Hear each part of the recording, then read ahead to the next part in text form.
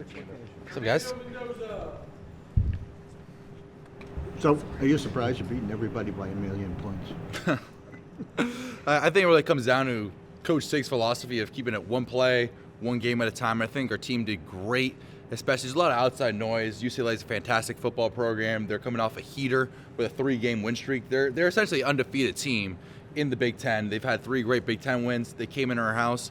However, I thought our team, our defense, and our run game excelled today, which led us to victory. Fernando, you have 3 wide receivers who are capable of having a big game. Today was EJ's day. What made him be that guy today? Yeah, no doubt. UCLA defensive coordinator was dialing up on us, showed a lot of unscouted looks that we weren't able to see, and they did a great job preparing for our pass game. However, that's really opened up our run game, and especially with the pass game, they were doubling Elijah and Coop, so that means that there's a one-on-one on EJ, and when there's a one-on-one on EJ, that's great. Or one-on-one on any of our guys, the smile goes on my face. Fernando, there's an aggressive nature to this offense early in the game in particular. Has the focus been on fast starts, and did you guys learn a little from last week's game that went into this one? Yeah, a big thing is we want to capitalize on every possession, especially in all of our games, because we treat every single game as a big game. Michigan State, we had 3 drives in the first half, and I think we did a great job capitalizing on them there. Today, a little bit of a slower start. Unfortunately, we had the turnover, which, it sucks. It happens. But, I think we bounced back from that phenomenally, and we were able to put some points on the board early in the game. You mentioned UCLA was on a heater coming into this game. Yes, sir. You guys are now the only team in college football to win a conference game by 50 plus. We've done it twice now. What about you guys have allowed you to be so methodical, even against good teams, winning by 50 plus?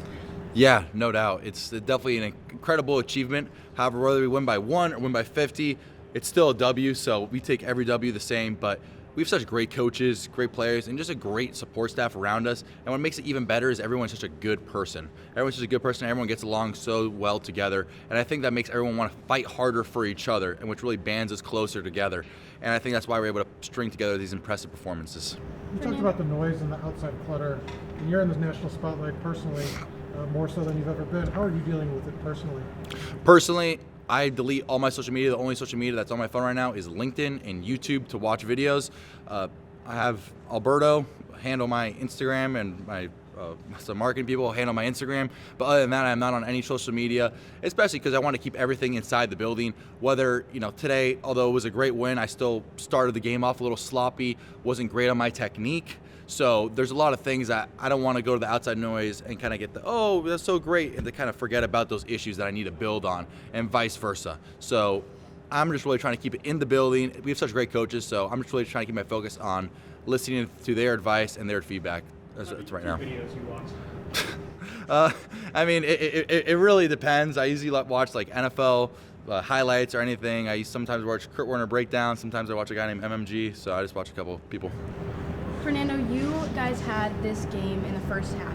What continued that motivation in the second? Yeah, Coach came into the locker room and always says, hey, it's 0-0, no matter what the score is. UCLA is a very capable team. They beat Penn State. They beat a ton of other great Big Ten opponents. And teams are always looking for, especially right when they start the second half, they're looking, hey, do we have that spark? Are we going to be able to come back in this game?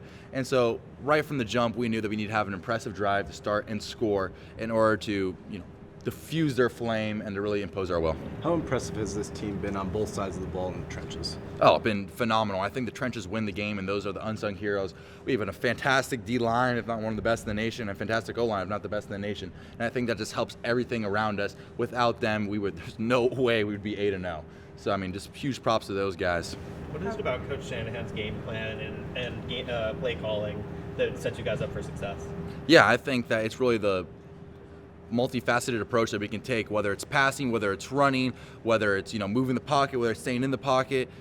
Coach Shanahan, we have such great players around us. We could really utilize whatever the defense is giving us. So UCLA, we knew we wanted to run the ball this game, and so I think we did a great job with that, of attacking the run. And for example, Michigan State, we wanted to throw the ball a little bit more, and I think we did a great job with that game. So I think it's really Coach Shanahan's ability to, and Coach Signetti and Coach Whitmer's ability to watch the game tape and really put a good, concise plan together, and a great plan that we're able to execute. How are you going to reset for the next game?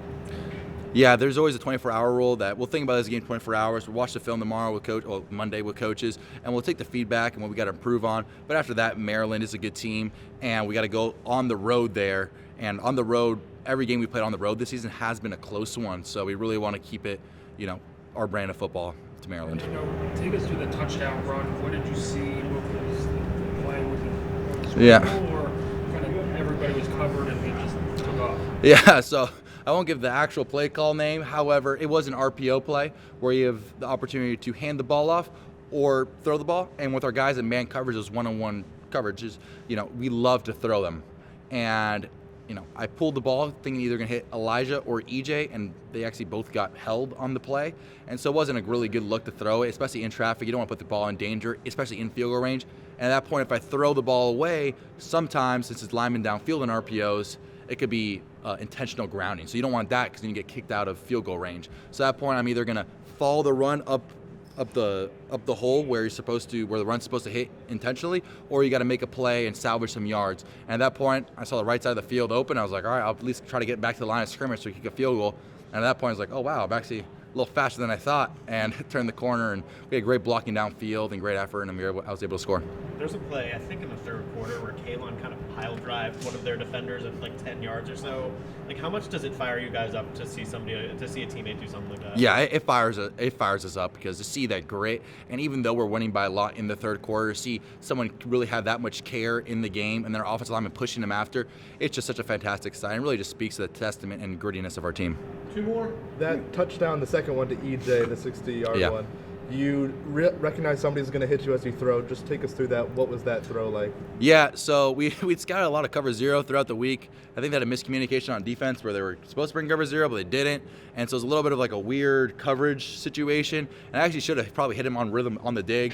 However, the right side of the field opened up, and like we talked about before the season, that this year we're going to have a couple scramble drill opportunities, and that was one of them. We actually, funny enough, hit a similar play like that in fall camp, and when I saw him to the corner in the DB fall, I knew that no matter what, that ball is going to get to EJ's hands. Whether I don't get hit, whether I get hit, no matter what, I'm going to get the ball and help our team win. We can see the excitement on the sideline when you see your brother succeed like you. How does it feel to see your brother out there and do it? It's so great to see my brother out there, to see him operate efficiently throughout the field, have true command of that offense, and to really just make the right play at the right time is so great. And it just gives me confidence seeing him from spring ball to fall camp to Kennesaw State when he was throwing touchdowns, Indiana State to now to UCLA.